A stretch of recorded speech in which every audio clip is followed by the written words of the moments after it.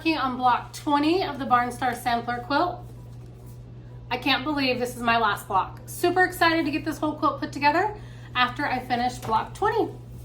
So here we go. So here is block 20 all laid out, and I'm getting ready to sew it up.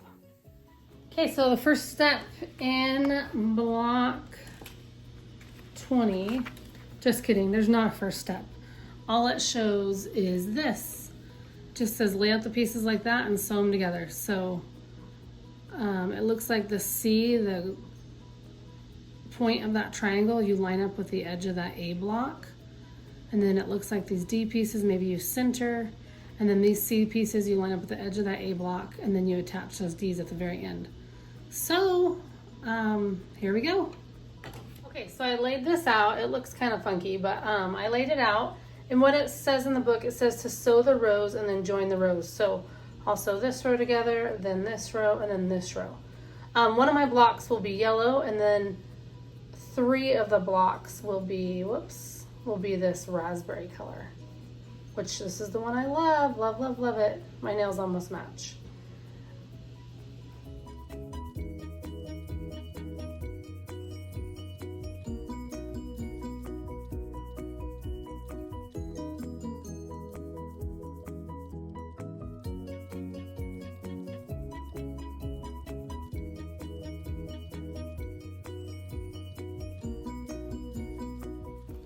Okay, these blocks are coming together pretty nicely. I'm just following the diagram in the book.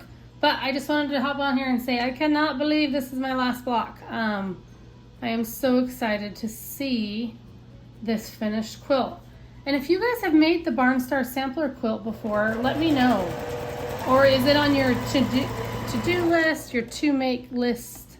I have a list and I call it my to-make someday. Because, you know, we never know when that day will be. But I kind of have a lot of scrappy quilts on my to make list. Like I would love to make a flying geese scrappy quilt. What else is on there? A flying geese scrappy quilt, a log cabin scrappy quilt. I'd love to make a bear paw quilt one day.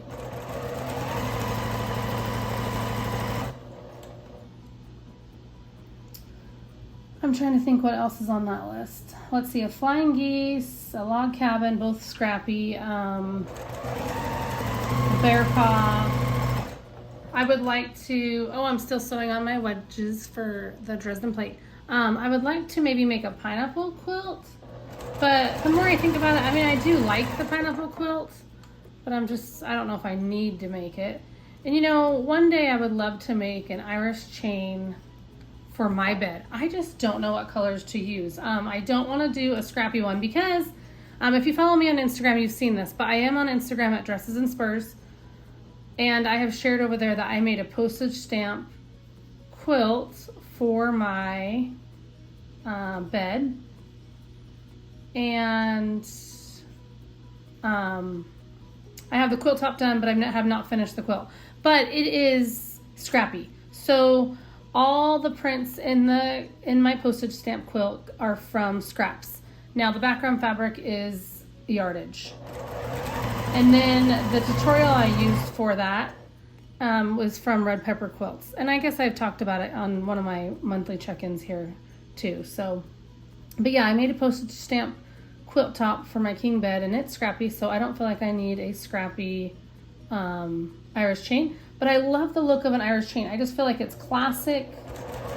And it just, to me, is like the prime example of quilting. And I want an Irish chain for my bed. I also wouldn't mind having an Irish chain just for the living room for the couch. So, and I've considered doing something in like blue or in red for the 4th of July, or for, if it was red, I could put it out for the 4th of July, put it out for Christmas. But at the same time, sometimes I get nervous with red fabrics because I feel like they'll bleed. I do try to use color catchers, those like sheets that kind of look like dryer sheets, but they're called color catchers. I do try to use those when I am washing quilts. I always use them. Sometimes I use one, and if there's dark fabric or something, I might use 2.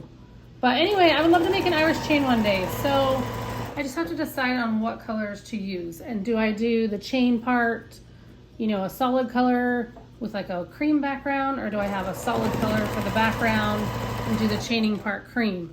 I think I'm leaning towards the background to be like cream or white. I don't know if I necessarily want white because I don't want it to be stark white, but I think I might use something creamy or slightly creamy versus a stark white fabric. But anyway, so I would love to make an Irish chain. That is something I would love to do for my bed because I just think it is classic, classic, classic. Okay, let's see if I got these right. Okay, let me press these with an iron and I will be right back. This is what it's looking like so far. So I just followed the pressing instructions when I pressed each of these. I followed the arrows on the diagram.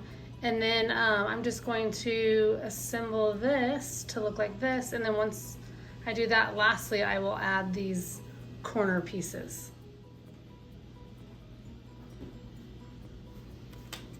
Okay, so now I'm going to sit here and pin. I do like pinning because I feel like I can get more accurate blocks. And I want this to be nice and super accurate. In the beginning when I was quilting, I didn't pin a lot. And then as I don't know if you can even see that I'm pinning. I'm kind of pinning over here. Okay, so as I guess quilt longer over the years, I have just decided that I want to pin. If I'm going to take my time and make something, then I want to make sure I make it nice. So I looked back at my quilt book that I keep. I keep a book that shows all the quilts I made. But anyway, I look back at that and I have been quilting for 10 years. So that's fun.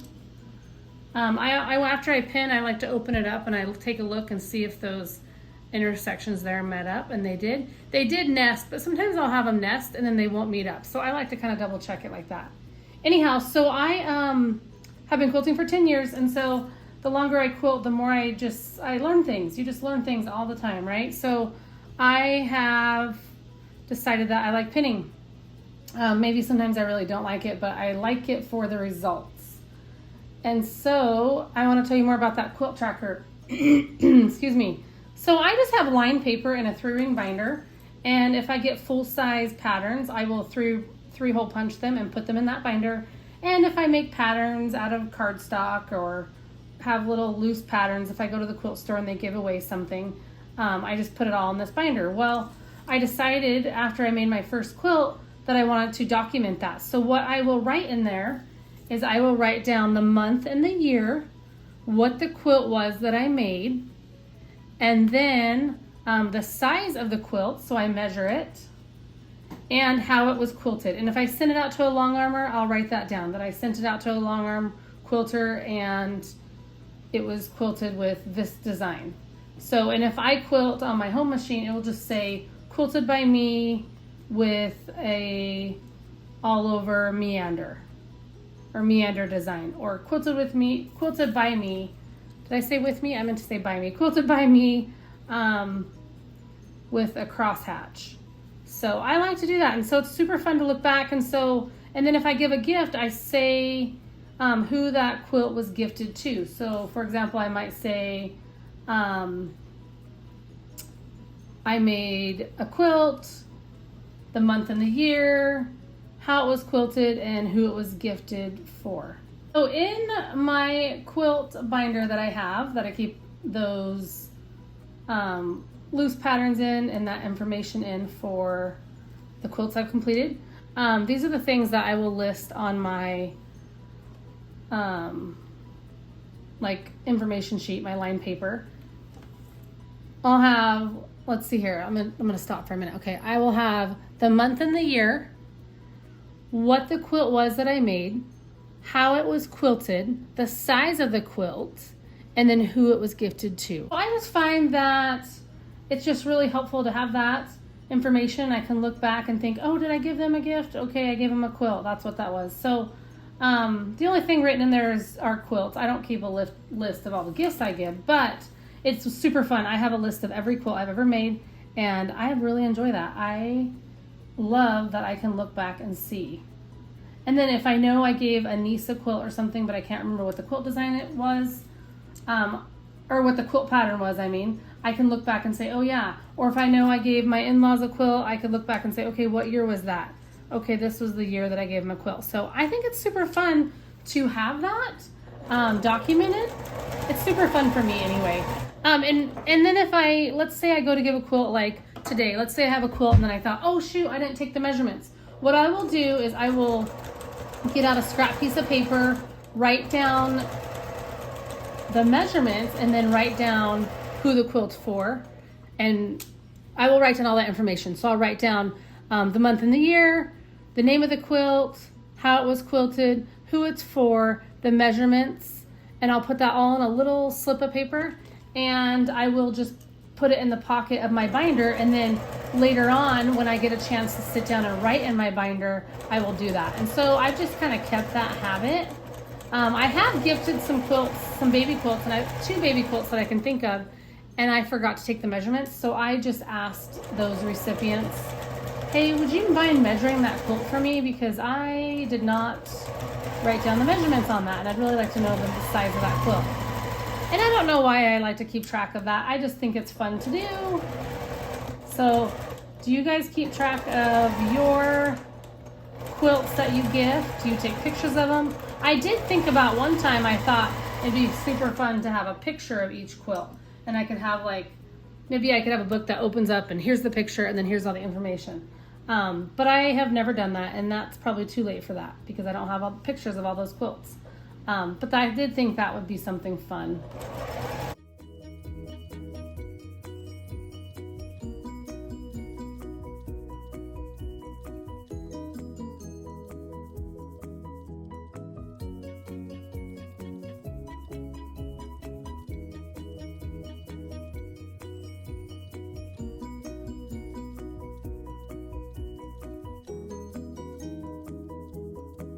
I'm done with block 20, and now I'm done with all my Barnstar Sampler quilt blocks. So it's super exciting. These measure 4 by 4 inches each. Here is block 20 in the book, and here are my blocks.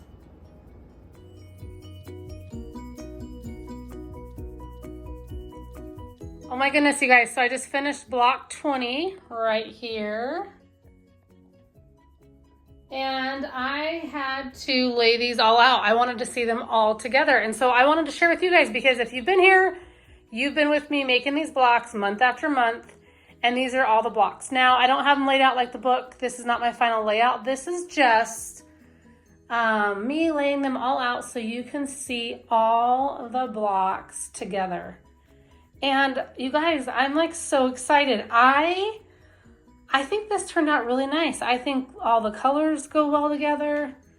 Don't mind my feet and my socks. Okay, so I just wanted to show you all this. And my floor does probably need to be swept, so you know, just ignore everything. But I just wanted to show you all these blocks. Isn't this fun?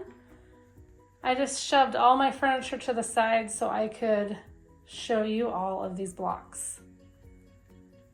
I just think these blocks are so pretty. So blocks 1 through 20 of the Barnstar Sampler quilt, done. Okay, so next time I see you guys, I will have this quilt top assembled, and I'm so excited to show it to you guys. So make sure to come back next week so you can see the finished quilt top. Thanks for watching. See ya.